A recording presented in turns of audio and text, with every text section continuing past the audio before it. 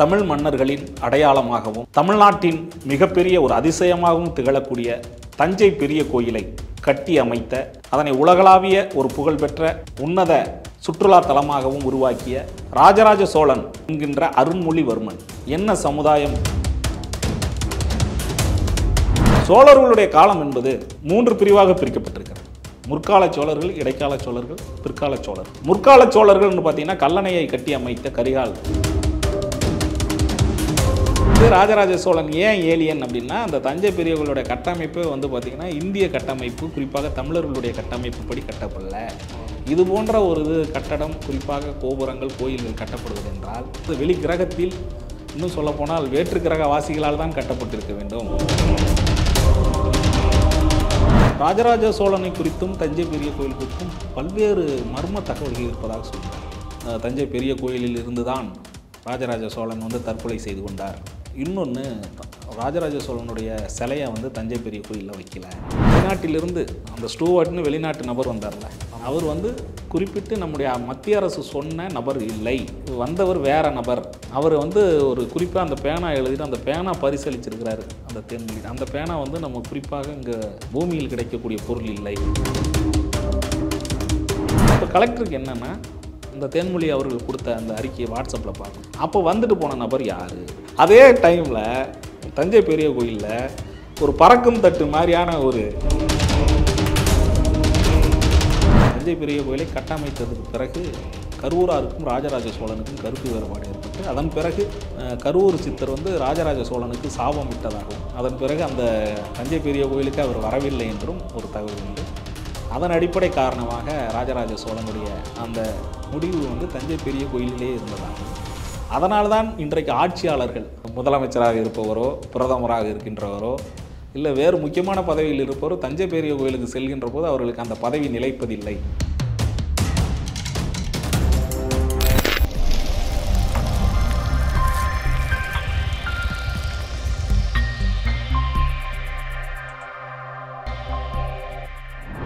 Voice of law நேயர்களுக்கு வணக்கம். சட்டம் சம்பந்தமான பல்வேறு தகவல்களை நம்மோடு பகிர்ந்து கொள்வதற்காக இணைப்பில் இருக்காங்க வழக்கறிஞர் கரு ஜெயக்கண்ணன் அவர்கள். வணக்கம் சார். வணக்கம். தஞ்சை பெரிய கோயிலை கட்டிய ராஜராஜ சோழன் அவரை வந்து என்ன சொல்றாங்க அப்படின்னா, ஆளாளுக்கும் என்னுடைய சமுதாயம், இவர் என்னுடைய சமுதாயம் அப்படின்னு ஒரு குறுகிய வட்டத்தில் அவரை அடைக்க பார்க்குறாங்க.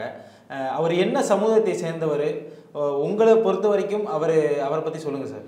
தமிழ் மன்னர்களின் அடையாளமாகவும் தமிழ்நாட்டின் மிகப்பெரிய ஒரு அதிசயமாகவும் திகழக்கூடிய தஞ்சை பெரிய கோயிலை கட்டி அமைத்த, அதனை உலகளாவிய ஒரு புகழ்பெற்ற ஒரு உன்னத சுற்றுலா தலமாகவும் உருவாக்கிய ராஜராஜ சோழன் என்கின்ற அருண்மொழிவர்மன் என்ன சமுதாயம் என்கின்ற கேள்வி பல வகையிலும் நீங்கள் கேட்பது போல இன்றைக்கு நம்ம குறிப்பாக சொல்லப்போனால் சதய விழா, அவருடைய சதய விழா நடக்க இருக்கின்ற சூழலில் இந்த கேள்வி மிகவும் அவசியமாகிறது.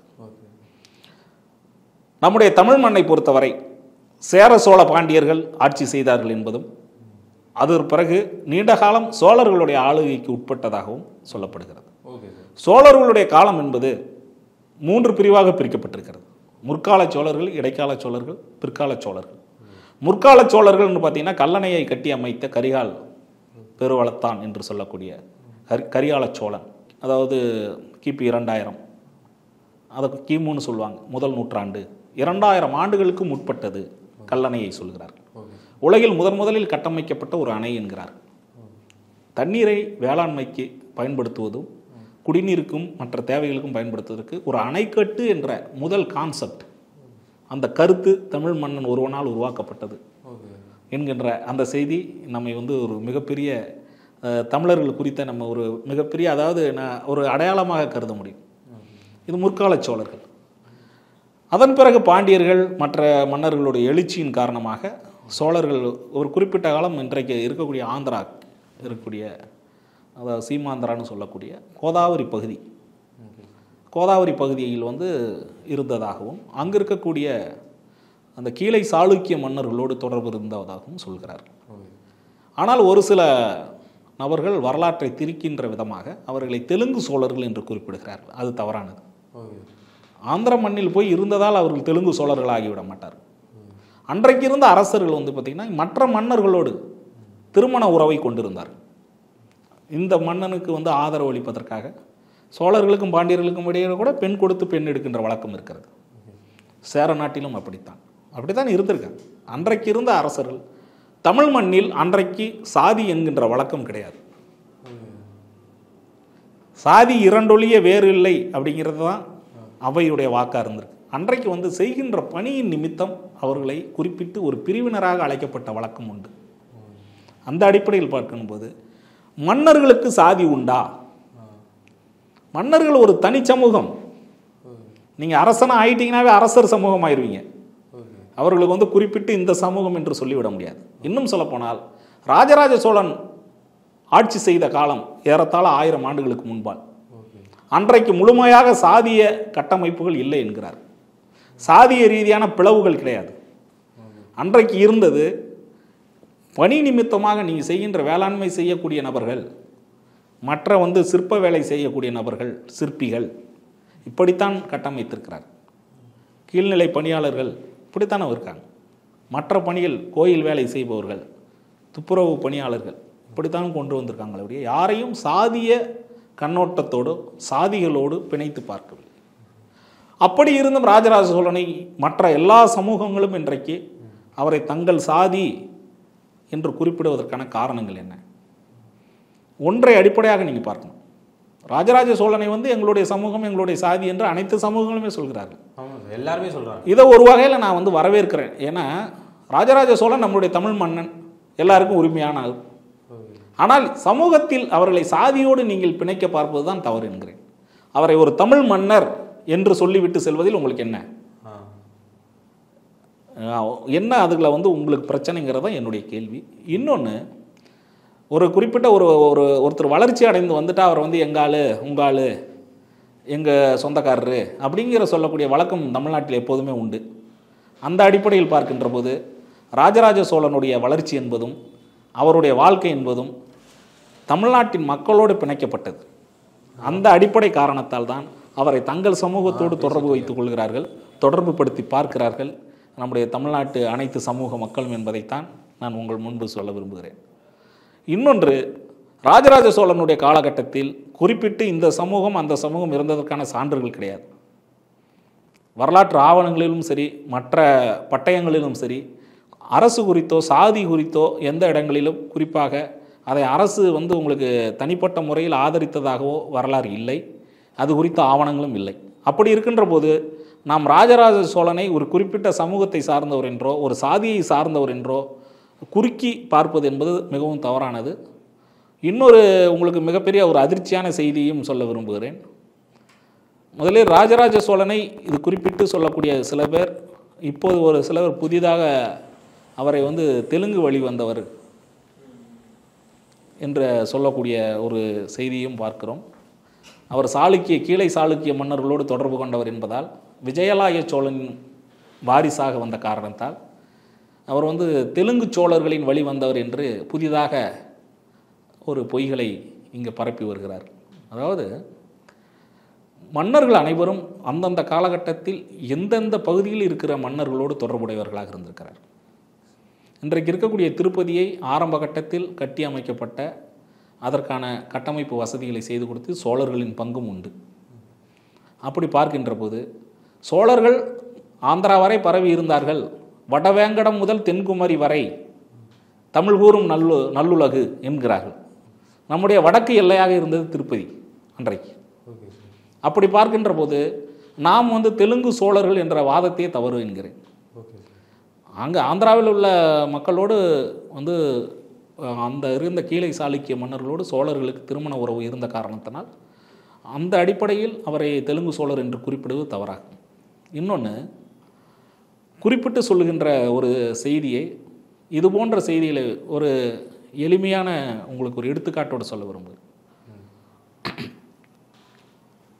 வெளிநாடுகளிலிருந்து சதய விழா போன்ற ராஜராஜ சோழனுக்கு நடக்கின்ற நேரத்தில் அவர் வந்து சதய நட்சத்திரத்தில், கும்ப ராசி சதய நட்சத்திரம் அதற்கான காரணம். அதனால தான் அவருக்கு வந்து இந்த சதய நட்சத்திரம் வருகின்ற போது சதய விழா என்று கொண்டாடுகிறார் ராஜராஜ. இன்னும் உங்களுக்கு சில நூற்றாண்டுகளுக்கு முன்பு வரை பார்த்தீங்கன்னா மராட்டியர்கள் தஞ்சை பெரிய கோயிலை கட்டினார்கள் என்ற தவறான செய்தி இருந்தது.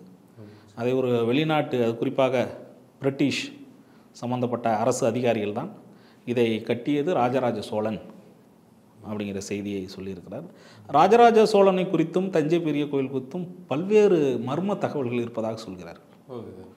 பல தஞ்சை பெரிய கோயிலில் இருந்து தான் ராஜராஜ சோழன் தற்கொலை செய்து கொண்டார் அப்படிங்கிறன்னு சொல்கிறாங்க. இன்னொன்று, ராஜராஜ சோழனுடைய சிலையை தஞ்சை பெரிய கோயிலில் வைக்கல, அவரை ஏன் அங்கே வைக்கல, இப்படி குறித்தெல்லாம் பல கேள்விகள் உண்டு. தஞ்சை பெரிய கோயிலை கட்டமைக்கின்ற போது அவருக்கு ஆலோசகராக இருந்தவர் கருவூரார் என்கிற சித்தர் என்கின்ற செய்தி உண்டு. இதெல்லாம் ஆவணங்களில் தான் பார்க்கிறோம். அது போன்ற பழைய வரலாறுகளை படிக்கின்ற போது தெரிகிறது. தஞ்சை பெரிய கோயிலை கட்டமைத்ததுக்கு பிறகு கருவூராருக்கும் ராஜராஜ சோழனுக்கும் கருத்து வேறுபாடு ஏற்பட்டு அதன் பிறகு கருவூர் சித்தர் ராஜராஜ சோழனுக்கு சாபம் விட்டதாகவும் அதன் பிறகு அந்த தஞ்சை பெரிய கோயிலுக்கு அவர் வரவில்லை என்றும் ஒரு தகவல் உண்டு. அதன் அடிப்படை காரணமாக ராஜராஜ சோழனுடைய அந்த முடிவு தஞ்சை பெரிய கோயிலிலே இருந்ததாகும்.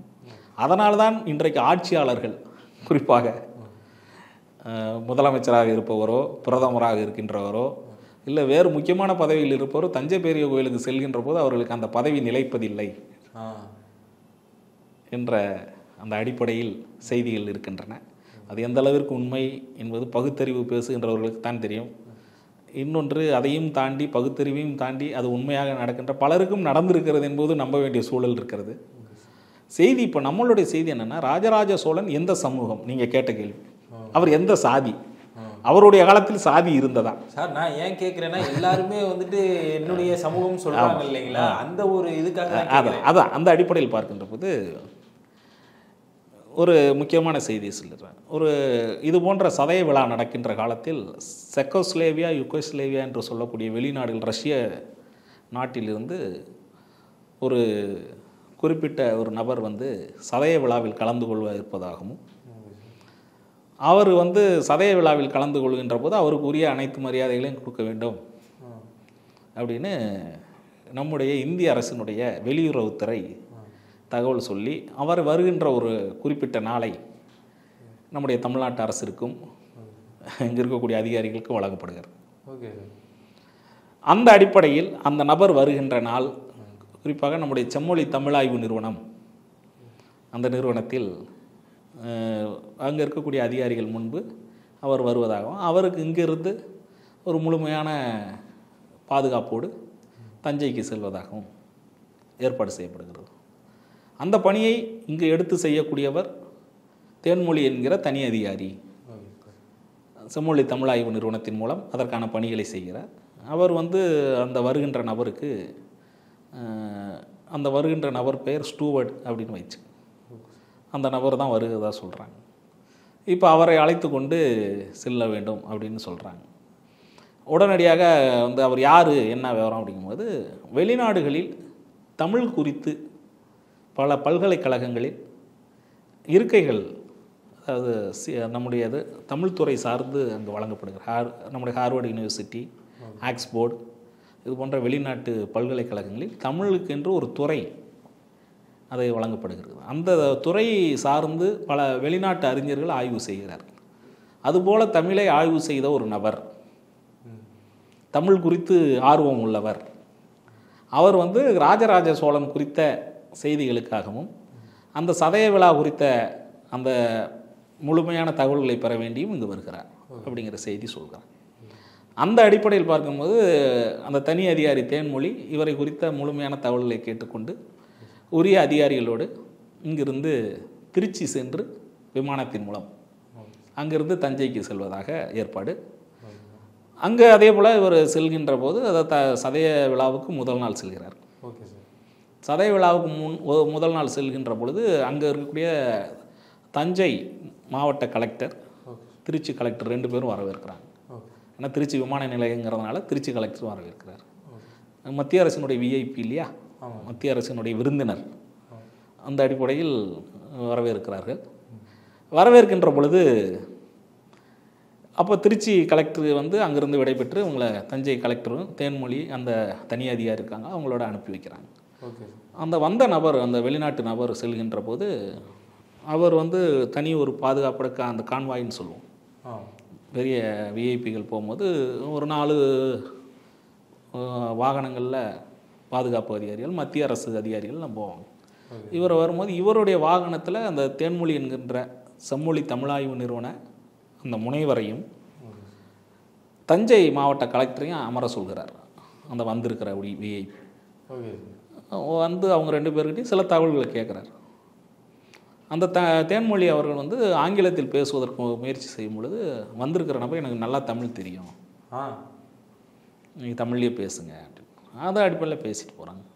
அப்போ வந்து கலெக்டர்கிட்ட சில தகவல்கள்லாம் கேட்குறாரு தஞ்சை குறித்து. இதெல்லாம் வந்து பார்த்திங்கன்னா அவங்களுக்கு எந்த அளவுக்கு தெரியுது அப்படிங்கிறத அவர் செக் பண்ணுறாரு.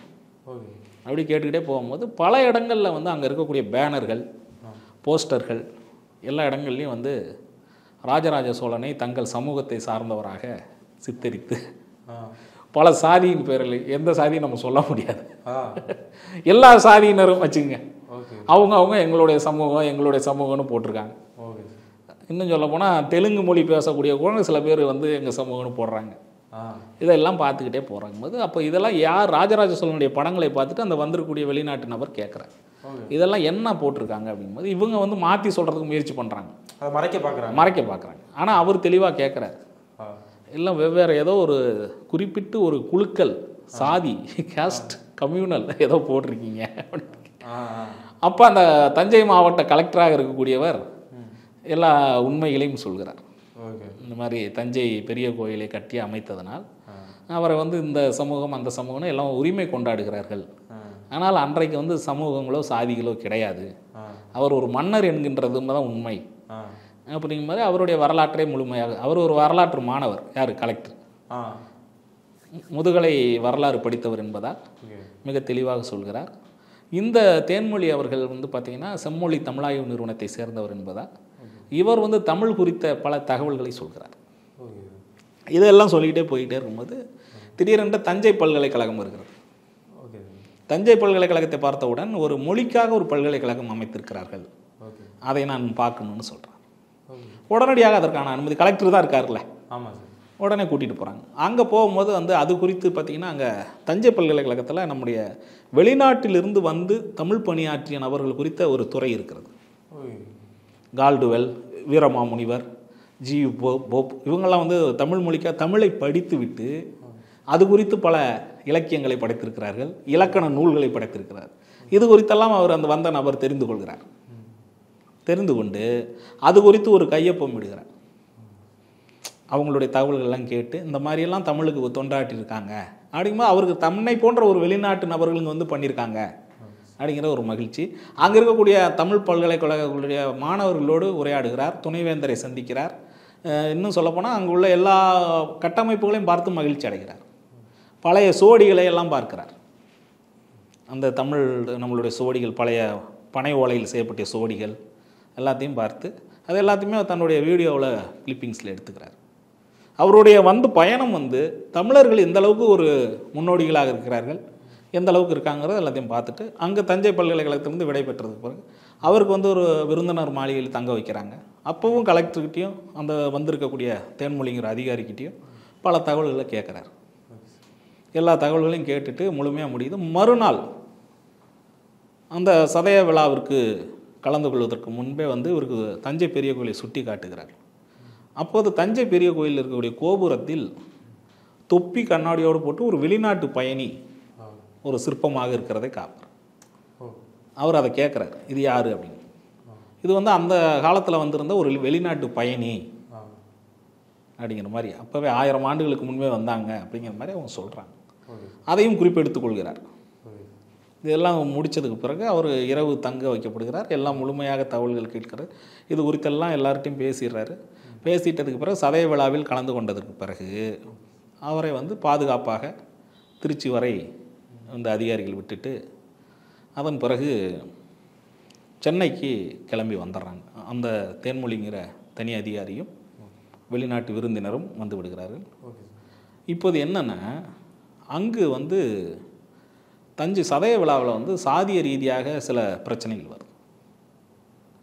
எங்கள் சமூகம் உங்கள் சமூகம் அப்படிங்கிற பல கேள்விகள் அந்த இடத்துல வருது. அப்போ வரும்போது திடீரென்று ஒரு பரபரப்பு என்னென்னா, பல இடங்களில் ராஜராஜ சோழன் வந்து மனிதனே கிடையாது, அவர் ஒரு ஏலியன் யார் சொல்றது? பல அங்கங்கே போஸ்டர்களை ஒட்டியிருக்காங்க. ஓகே. அந்த போஸ்டர்களில் வந்து ராஜராஜ சோழன் ஏன் ஏலியன் அப்படின்னா, அந்த தஞ்சை பெரிய கோயிலுடைய கட்டமைப்பே வந்து பார்த்திங்கன்னா இந்திய கட்டமைப்பு, குறிப்பாக தமிழர்களுடைய கட்டமைப்பு படி கட்டப்படல. இது போன்ற ஒரு கட்டடம், குறிப்பாக கோபுரங்கள், கோயில்கள் கட்டப்படுவதென்றால் வெளிநாட்டில் இருக்கக்கூடிய, அதாவது வெளி கிரகத்தில், இன்னும் சொல்லப்போனால் வேற்று கிரக வாசிகளால் தான் கட்டப்பட்டிருக்க வேண்டும். அப்படிங்கிற அடிப்படையில் ராஜராஜ சோழன் ஒரு ஏலியனாக இருக்கக்கூடிய வாய்ப்பு இருக்கிறது அப்படிங்கிறத அங்கங்கே போஸ்டரில். இதை பார்த்தோன்னே எல்லாருக்குமே மிகப்பெரிய ஒரு பரபரப்பாகி அங்கே இருக்கக்கூடிய எல்லா சமுதாய மக்களும் இப்போ என்ன சொல்கிறாங்கன்னா, இல்லை ஏலியன் வந்து கிடையாது, அவர் வந்து ராஜராஜ சோழன் மனிதன் தான், குறிப்பாக தமிழன் தான் அப்படின்னு போராட ஆரம்பிக்கிறாங்க.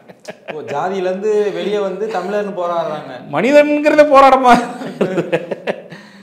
இப்போ செய்தி என்னன்னா, கலெக்டர் வந்து இது குறித்து ஒரு பதில் அறிக்கையை கொடுக்க வேண்டியிருக்கு. அப்போ அவர் தெளிவாக சொல்கிறார், ராஜராஜ சோழனுடைய காலகட்டத்தில் சாதி என்பது கிடையாது, சாதிய சமூகங்கள்ங்கிறது நம்மளாக கட்டமைச்சுக்கிட்டது. அடுத்ததாக நீங்கள் சாதி குறித்து நீங்கள் ஒருத்தர் அவரை நம்ம சமூகம், உங்கள் சமூகம், என் சமூகம்னு சொல்லுகின்ற போது, இது போன்ற ஏலியன்னு சொல்லுகின்ற போது உங்களுக்கு எப்படி அந்த உணர்வு வருகிறதோ, இல்லை அவர் மனிதன், தமிழன், இதைத்தான் நம்ம வந்து முழுமையாக எடுத்துக்கணும். இதுக்காக வந்து அந்த ஏலியன்னு ஒட்டின யாரையும் நம்ம விட்டுற போகிறதில்ல, அது யாருன்னு கண்டறிஞ்சு அவங்க மேலே நடவடிக்கை எடுப்போம். ராஜராஜ சோழனை வந்து இந்த மாதிரியான ஒரு சிந்தனைகளுக்கு கொண்டு போகிறது தவறு. நம்ம சாதிய ஒரு கட்டணத்தில் அவரை வந்து பிளவுபடுத்தி பார்க்கின்ற போது அவர் மனிதனே இல்லை, தமிழனே இல்லை அப்படிங்கிறதெல்லாம் அடுத்து வந்துடுது. முதல்ல வந்து தெலுங்கு சோழர்னு நம்மளை சொன்னாங்க, தமிழனே இல்லைன்னாங்க, இப்போ அவரை ஏலியனுங்கிறாங்க. இதெல்லாம் நீங்கள் புரிஞ்சுக்கிட்டு இனி வர்ற காலங்கள் நம்ம தமிழ் மன்னரில் ஒருவர், தஞ்சை பெரிய கோயிலை கட்டமைத்தவர் இப்படின்னு தான் சொல்லணும் அப்படின்னு சொல்லிட்டு அது ஒரு விளக்கத்தை சொல்கிறார். விளக்கத்தை சொல்லிட்டு வந்தவருக்கு அவருடைய வாட்ஸ்அப்பில் ஒரு செய்தி வருகிறது. இந்த தேன்மொழி சென்னைக்கு வந்தாங்க இல்லையா, அவங்க வந்து வந்துட்டு போன நபர் குறிப்பிட்டு சொல்லக்கூடிய ஒரு செய்தி என்னென்னா, நம்ம வந்து எதிர்பார்த்த நபர் வரவே இல்லை, வேற ஒரு நபர் வந்துட்டு போயிருக்காரு அப்படின்னு அந்த அம்மா ஒரு தகவல் சொல்கிறாங்க. என்ன சொல்கிறாங்க? வெளிநாட்டிலிருந்து அந்த ஸ்டூவர்ட்னு வெளிநாட்டு நபர் வந்தார்ல, அவர் வந்து குறிப்பிட்டு நம்முடைய மத்திய அரசு சொன்ன நபர் இல்லை, வந்தவர் வேற நபர், அந்த பேரை பயன்படுத்திட்டு வேற நபர் வந்திருக்காரு. அவர் வந்து ஒரு குறிப்பாக அந்த பேனா எழுதிட்டு அந்த பேனா பரிசளிச்சிருக்கிறாரு அந்த தேன்மொழி. அந்த பேனா வந்து நம்ம குறிப்பாக இங்கே பூமியில் கிடைக்கக்கூடிய பொருள் இல்லை அப்படிங்கிற மாதிரி அந்த அம்மா ஒரு செய்தி அனுப்பிச்சிருக்கு. அவர் வெளிநாட்டுக்கு அவர் தனி இதில் கிளம்பி போயிடுறாரு. அப்போ வந்து இந்த செய்தியை வந்து கலெக்டருக்கு வருது. இப்போ கலெக்டருக்கு என்னென்னா, இந்த தேன்மொழி அவர்கள் கொடுத்த அந்த அறிக்கையை வாட்ஸ்அப்பில் பார்க்கும்போது, அப்போ வந்துட்டு போன நபர் யார் அப்படிங்கிற ஒரு செய்தி வரும்.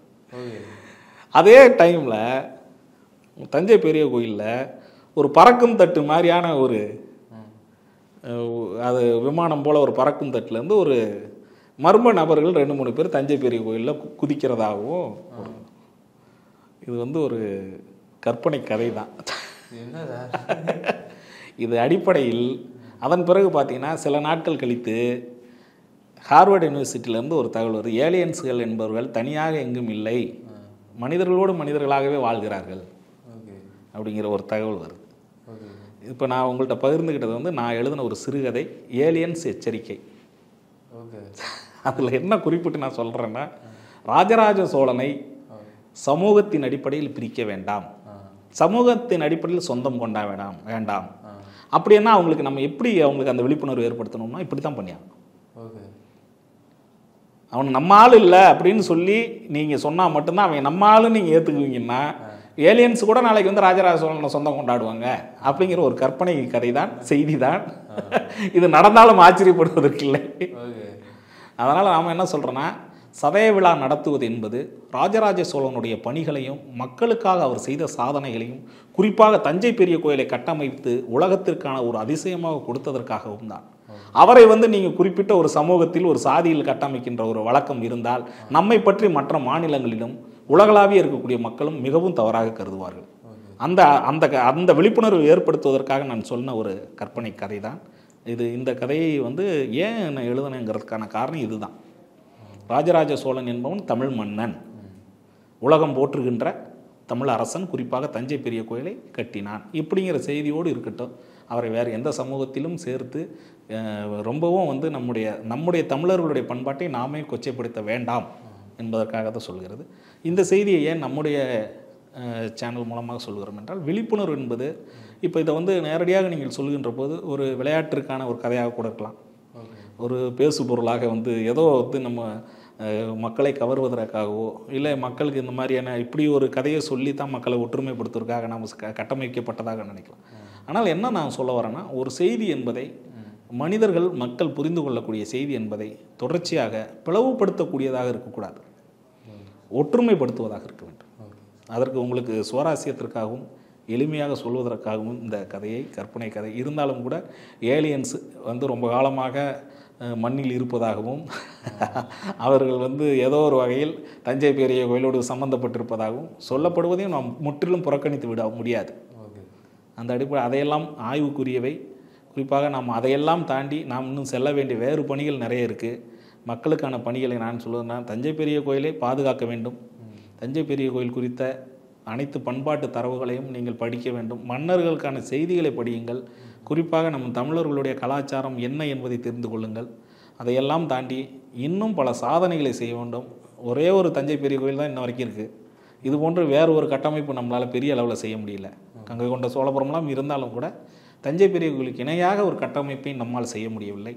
1000 ஆண்டுகளுக்கு முன்பிருந்த ஒரு மன்னனால் இது போன்ற ஒரு தொழில்நுட்பத்தை பயன்படுத்த முடிந்தது என்றால், தமிழர்கள் எந்த அளவுக்கு அறிவியல் பூர்வமாக தொழில்நுட்பம் சார்ந்து சிந்தித்திருக்கிறார்கள், அந்த அறிவு எத்தகையதாக இருந்திருக்கிறது என்பதையெல்லாம் நாம் ஆச்சரியப்படக்கூடிய ஒரு செய்தியாக இருக்கிறது. உலகத்தில் இருக்கக்கூடிய அனைத்து நபர்களும் தமிழர்களை வந்து வியந்து பார்த்துக்கிட்டு இருக்காங்க, அவங்களுடைய வரலாறை தெரிஞ்சுக்கிட்டு இருக்காங்க. அதன் அடிப்படையில் வந்துட்டு தமிழர்கள் வந்து ஜாதியாலையும் மதத்தினாலையும் பிரிந்து கிடக்கிறாங்க. கடவுளை கூட ஜாதி இருக்குது அப்படின்னு சொல்கிறாங்க. பெரும் தலைவர்களை கூட ஒரு ஜாதியாக ஒடுக்க பார்க்குறாங்க. உங்களுடைய இந்த கற்பனை கதையை கூட விழிப்புணர்வாக மாற்றியதுக்கு மிக்க நன்றி சார். நன்றி, வணக்கம்.